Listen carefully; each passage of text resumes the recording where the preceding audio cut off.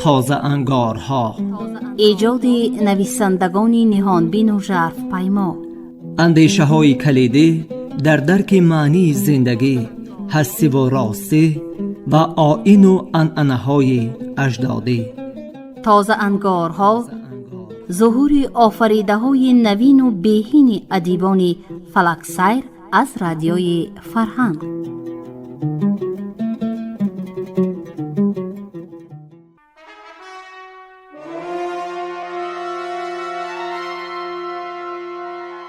شنوندگان گرامی، حالا گفتار ما را از روی سرای سنگ، رمان تاریخی عطا میرخواجه در قرائت مؤلف بشنوید. آغاز گفتار دوم.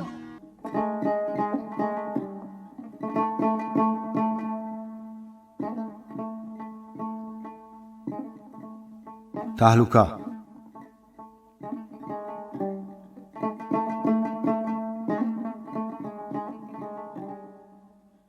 سرای سنگ قلعه است بالای کوهباره در لب رود پنج. اندکی دورتر در پشت آن قلعه معروف بحر پنجه، بارگاه شاهان شغنان قامت افراخته است. آفتاب یک قد نیزه بلند شده بود که مردم از هر جانب پیاده و سواره، یک یک و دو حتی گروه گروه به سرای سنگ آمدن گرفتند. میدانهای پشت و پهلو از آدم پر شد.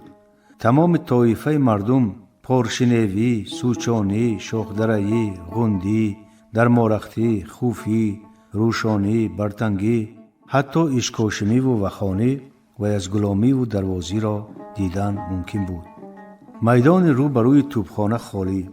یگان خیل توپ نداشته باشد هم قرابلگاه طبقه دوم بنا را همه توپخانه می گفتند. نوکران شمشیردار آدمان را به اینجا نمی ماندند. کسی نزدیک می آمد به قمچین زده دورش می راندند. در گوشه خیش و تبار محکوم شدگان جمع آمده بودند. هر زمان زن نوحه می کشید، مرد فریاد جانسوز می برآورد.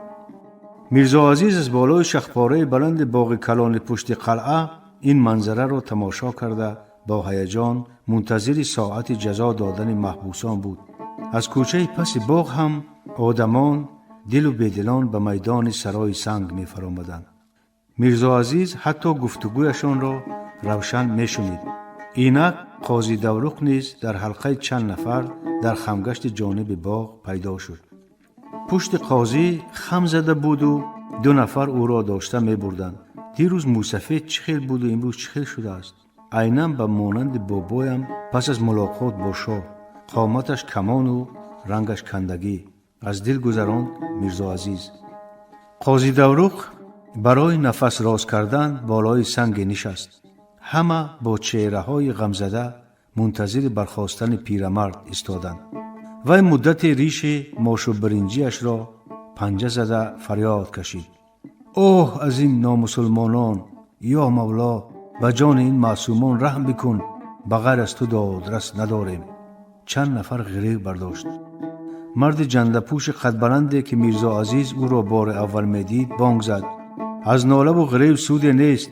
هنوز که فرصت هست قاضی به نزد شاه درآید و دلش را نرم سازد. دورق زهرخندی زد و گفت: محمد اسلم، من نزدش قرب می داشتم، از قاضیگی معزولم می کرد. به 7 پسر نازنینم تهمت می زد، آنها را به کشتن محکوم می نمود. چون قاضی لب فرو بست، محمد اسلم اندیشه دیگر بیان کرد.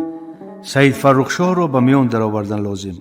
شاه گپ او را البته گوش می کند. برادر، سید به آن که کسی از وی خواهش کند 2 هفته پیش به نزد شاه در آمده بود. محبت خان او را سخت خواهش کرده گفته است که تو به کار مذهبیت مشغول باش، به حکومت غرض نکن که پشیمان میشوی. دیروز پهلوان جهانگیر را فرستادیم، آبروی او را هم به زمین زد. موسفید آه جگرسوز کشیده برخاست. جماعت جانب سرای سنگ حرکت کرد. میرزا عزیز بارها نام سید فرخ شاه را شنیده، درباره شخص غیر عادی بودنش قصه های به گوشش رسیده بود. ملزم شدن او را در نزد شاه فهمیده، حیران بود که گپ چنین شخص افسانوی هم به شاه تأثیری نداشته است. سببش را حتما از بابایش میپرسد.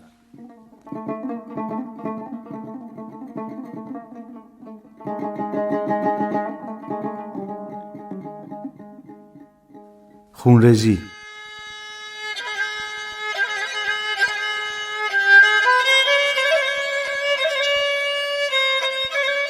آن روز برای مردم تهلکه آمیز و فاجعه‌ای سر شده باشد هم آسمان آخر ماه سرطان غبار نداشت.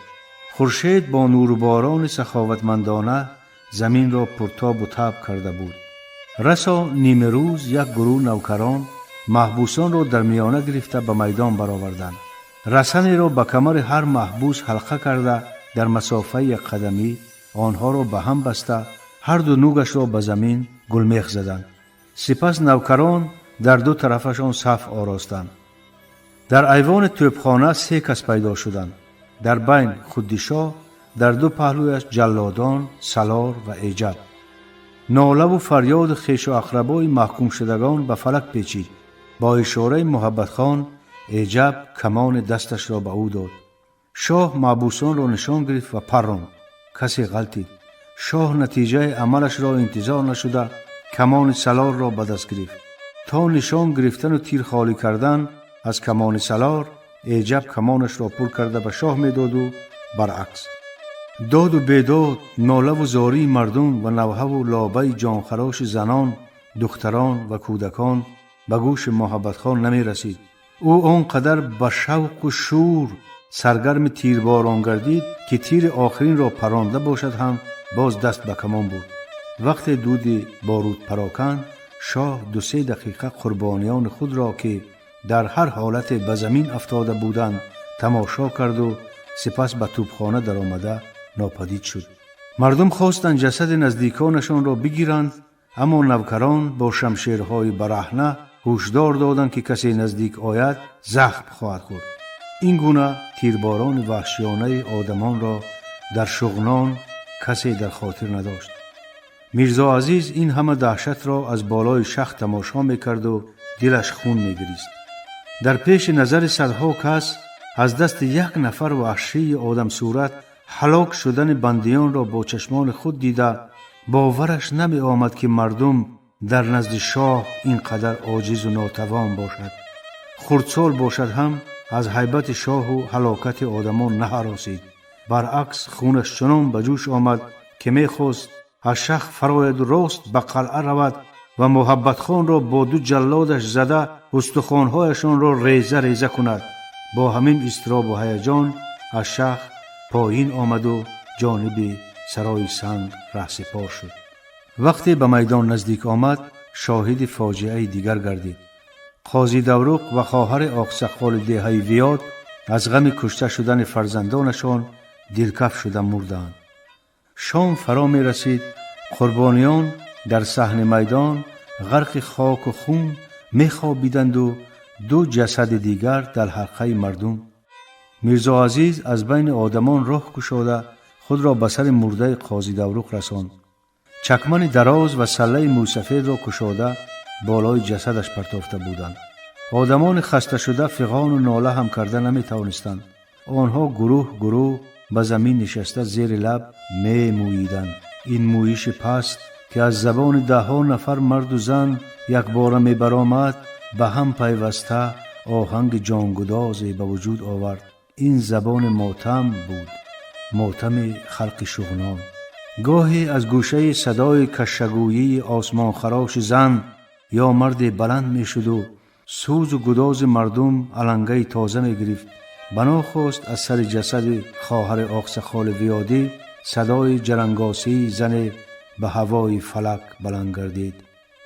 لعنت به شهی که روزمان کرد سیاه، در خانه مردم است از او گریه و آه. ای بار خدا سیاه روزش گردان، بر خاک سیاه فکن تو این تخت و کلاه. این ربایی به آتش علم و حسرت مردم روغن سوزان ریخت. آه و ناله خلق به گردونها پراور گشت و مرد خطاب نمود: لعنت به محبت خان. میرزا عزیز هم به جماعت هم‌آواز گشت و بعد چند بار لعنت فرستادن به شاه خود را سبک حس کرد. به نظرش چنین نمود که با هر بار صدا دادن این خطاب قلعه بحرپنجه به لرزه می آید و تیر به سینه محبت خان خالی می شود.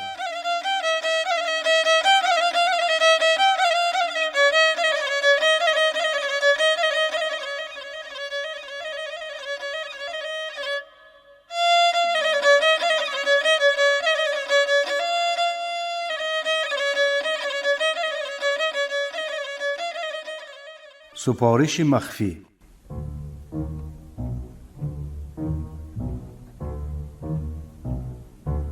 خورشید دامن چون جامه شهیدان خونالود خود را از فراز قله ها برچید و برای تاریکی جای خالی کرد.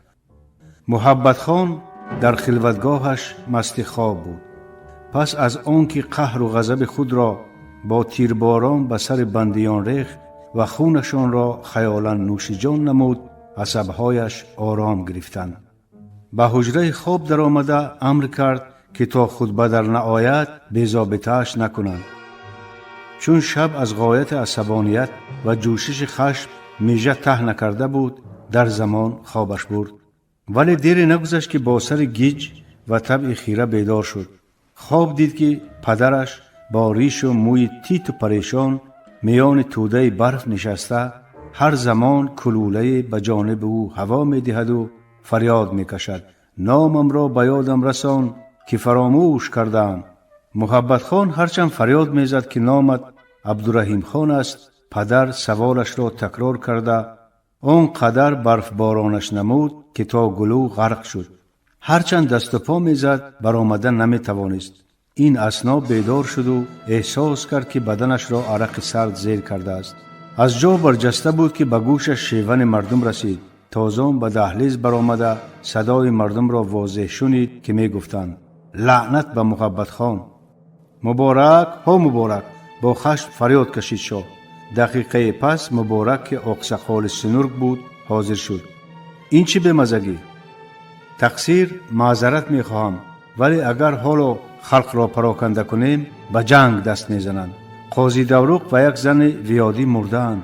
مردم جسد کشته شدگان را طلب دارد. شاه کمی ملاحظه کرد و امر داد: برو بگو که مرده ها را بردارند. زنجیر را دعوت کن. اقسخال خوب شده است گویان بیرون رفت. بانک در تاز آمده به شاه چلیم دراز کرد. شاه دود آن را مزه کنان فرو برد و با زهرخند تند نیمشونوا غرنگید: فردا مادرتان را لعنت خواهید کرد که شما را زاده است. و برگشت و چلیمدار را تازیانه کوفته بانگ زد. زانو زد و 15 بار خودت را لعنت کن. چلیمدار 2 زانو زد و گفت: من لعنتیم.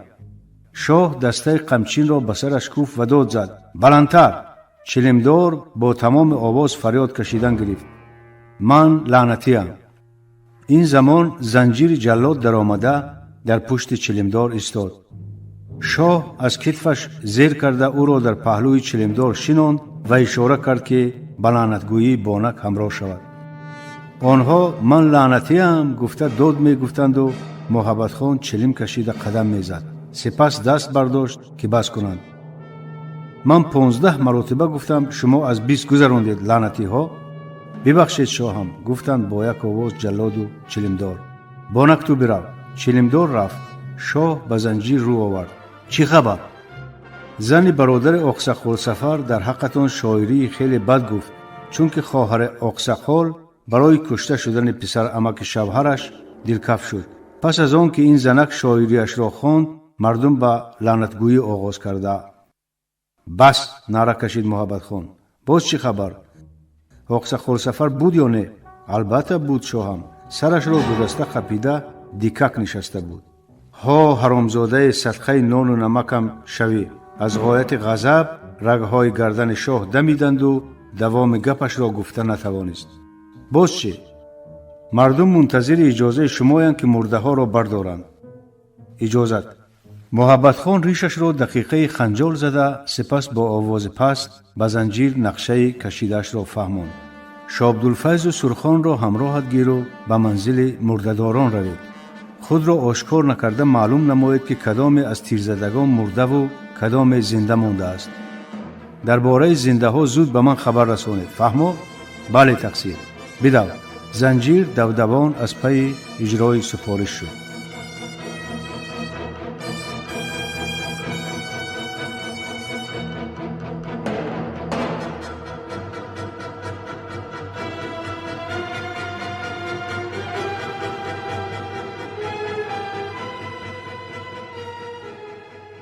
نفرت زدگان.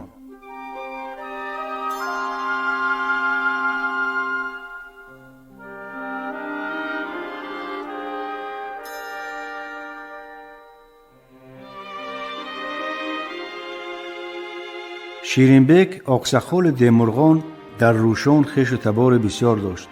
پدرش چاسنودی بود و مادرش دیمرغانی. عمکش که دختر خود را به شوهر میداد او را به توی دعوت کرد. فصل تابستان بود و راهها گشاده. شیرینبک جیران بادپایش را سوار شد و سوغاتی فراوان گرفته 2 روز پیش از سور خود را به چاسنود رساند. عمکش حاجی محمد خلیفه آن موضع بود. وی نه تنها در روشان بلکه در ونج، درواز و بدخشان هم نفوذ و اعتبار زیادی داشت. به این خاطر از دهه‌های دور و نزدیک روشان، درواز و ونج و حتی فیض‌آباد و قندوز هم یار و دوستان قدردان به تبریکش آمده بودند. بسیارشان را شیرینبک بار اول میدید. عجیبش این بود که وقتی عمکش او را چون منصبدار شاه شغنان معرفی میکرد، بعضیشان رو ترش میکردند و عده زود از نزدش دور میشدند. شیرینبک در حالت ناگوار مانده چی کردنش را نمیدانست. ولی پس از نشست و برخاست چند روزه با آدمان گوناگون بالاخره معمای کناره‌جویی آدمان را کشود. گپ در آن بوده است که آنها به محبت خان نفرت بی اندازه داشتند.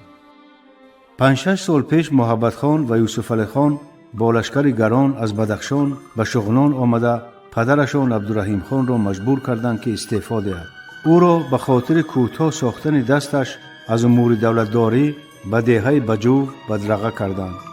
برادرشان امیربک که در روشان حاکم بود از معزول گشتن پدر آگاه شده ترسید و به امیر بخارا پناه برد. محبت خان حکومت شغنان را به دست گرفته روشان را به برادرش یوسف علی خان داد.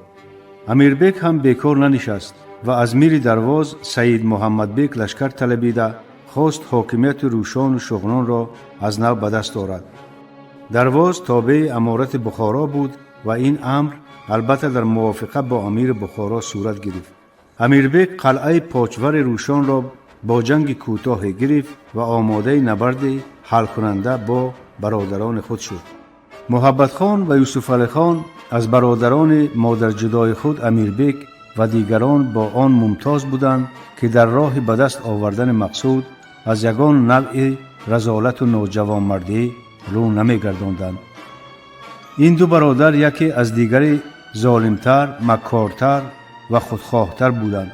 آنها برابر خبر یافتن از هجوم امیربک بر روشان نخستین کاری که کردند پدر خود عبدالرحیم خان را از بجو به دهه برسیم غند کوچاندند. زمام سیاست در دست شاه شغنان محبت خان بود. نقشه عمل را هم او ترتیب داده برای آنکه باعث رنجش خاطر یوسف علی خان نشود با او محاکمه میکرد. گفت در یک صحبت حاجی محمد که از سیاست و دولتداری شاهان تمام منطقه های اطراف آگاهی خوب داشت. امیربک 10 روز در خانه من اقامت داشت. من به او گفتم که شاه بچه از رایت برگرد. محبت خان شخصی نیست که با او بازی کنی. شاه بچه از من ملال شد و گفت که امیر برای فتح شغنان 12,000 سرباز داده است. محبت خان و یوسف علی خان تمام شغنان و روشان را به پا خیزانند هم 6,000 جنگاور پیدا نمی شود. من گفتم که در هر صورت احتیاط کند که جنگ بیشتر تدبیر می خواهد تا شمشیر، چون طالع‌نامه‌اش را دیده بودم اقبال شاهی نداشت. اما میدانیم محبت خان دوراندیش چی کرد؟ به زنجیر دیمرغانی پنهانی امر داد تا 2 برادر نورسش عبدالغازی خان و عبدالشهید خان را که از سفرما جوانترین زن پدرش زاده شده بودند به دهه چرسیم غند برده پراند. پس آن برگشته به برسیم آید و عبدالرحیم خان را خفه کرده کشد. زنجیر شاه بچه ها را در یک بای گور کرد و مرده شاه عبدالرحیم خان را به بحر پنجه آورده گفت که او از قبض معده مرده است. محبت خان و یوسف علی خان در روشان در مصاف امیربک بودند و امر کردند که پدرشان را در دهه بهشار دفن کنند. لشکر امیربک تا دهه برزود پیش رفت، اما از روشانی ها شکست خورده به پاچور عقیب نشست. محبت خان به گرفتن قلعه پاچور دست زد ولی در چند حمله دستیاب نشد. امیربک فرصت مناسب هجوم می جست. محبت خان چون دید که وقت کشال می یابد و فتح قلعه کارز دشوار، راه مکر را پیش گرفت. او و یوسف علی خان به عنوان برادرشان مکتوب با چنین مضمون نوشتند که تو برادر بزرگ مایی و به ما حکم پدری داری ما را با تو در میان خصومت نیست، هرچی نزاعی بوده ما بین تو و پدر ما عبدالرحیم خان بوده است. با حکم قضا و قدر دور سلطنت او به آخر آمد و حالا از روی انصاف و عدالت دور توست، زیرا به سال و تجربه حکمرانی از ما بزرگتری. بدان و آگاه باش که مردم شغنان حاکمیت ما را نمیخواهند و روز و شب در صدد آنند که در جای سستی کنیم و تاج و تخت را از ما بربایند. اگر در بین ما جنگ طولانی افتد و تو غلبه کنی، ما جمله اسیر دروازی ها می شویم و تو را نیز سر سلطنت نخواهند گذاشت. چون پسر عبدالرحیم خان و برادر مایی و این قانون نانوشته دولتداری است. رای درست آن است که ما سه برادر از در صلح درآییم و با هم بنشینیم و مصلحت بکنیم. امیربک نامه برادرانش را مطالعه نموده گپشان را به جان باور کرد. چون در آخر به نام الله و محمد مصطفی و چاریار پیغمبر قسم خورده بودند، غیر از این چنین کشایش غیر انتظار قضیه و به زودی و آسان رسیدن به تخت سلطنت چشم عاقبت اندیش او را خیره ساخت و او به ملاقات رضایت داد. روز دیگر محبت خان و یوسف علی خان در ساعت تعیین شده با هدیه و سوغا و عزت و اکرام زیاد به ملاقات امیربک شتافتند. در قدمش سر ماندند، شاهنشاه ملک شغنان اعلان کردند و برای او و اهل رکابش در باغستان لب رود ضیافت پردبدبه آراستند. مرا هم امیربک به این ضیافت دعوت کرد. تا گشت روز بزم و طرب دوام یافت. امیربک از آن که برادرانش در مذهب سنت پایدار ماندند اظهار خوشنودی نمود. من این همه سالهای هجرت گمان می‌کردم که شما هم مذهب شغنی ها را گرفته اید و این یک سبب عداوتم با شما گشته بود. محبت خان گفت خدا نگه دارد، نه بابا نه پدر نه ما مذهب این آسیان را اعتراف نکرده ایم و فرزندان ما نیز. این مذهب نیز کافری و بیرون شدن از اسلام است. من دیگر طاقت شنیدن گپ‌های شاهزاده ها را نکرده به بهانه برخاسته به خانه رفتم. روز تاریک نشده خبر آمد که محبت خان و یوسف علی خان امیربک را کشتند. آنها به یک دسته سربازان مخفی امر دادند که امیربک را پس از انجام ضیافت وقتی جانب قلعه رود بپرانند. نوکران امیربک را پرانده لشکرش را اسیر میگیرند. محبت خان تخت شغنان را خود گرفت و روشان را به یوسف علی خان داد. چند سال گذشت که حرص تاج و تخت طلبی محبت خان بالا گرفت و به روشان هجوم آورد. یوسف علی خان به بدخشان فرار کرد. روز سیاهی که محبت خان به سر مردم روشان آورد تاریخ عالم یاد ندارد.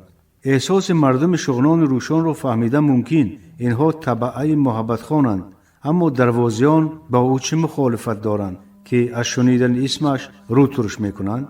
آخرالامر سوال چند روز در خیالش پیدا شده را به زبان آورد شیرین بگ. خلیفه حاجی محمد چنین پاسخ داد: پسرم، اصفل خان یوسف علی خان را چنین نام می‌بردند. پس از کشته شدن امیربک بسیاری از لشکریان درواز را قتل کرد. آنهایی که اسیر افتادند عذاب دوزخ نصیبشان گشت. برادران عده‌ای را با اعیان و اکابر به غلامی دادند، برخی را به بدخشان و کابل برده فروختند. برای همین دروازی ها طاقت شنیدن نامشان را ندارند.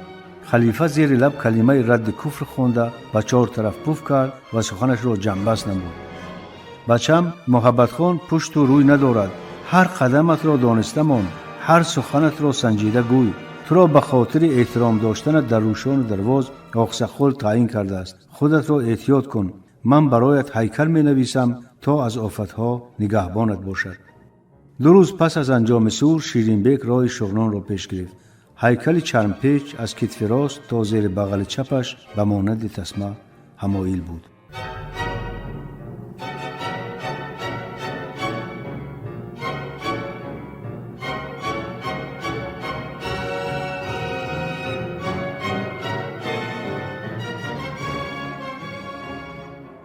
شنوندگان گرامی، شما گفتار را از روی سرای سنگ رمان تاریخی عطا میرخواجه در قرائت مؤلف شنیدید. انجام گفتار دوم. برنامه را برایتان کارگردان زبیده محمد آماده و پخش کردند. شاد باشید.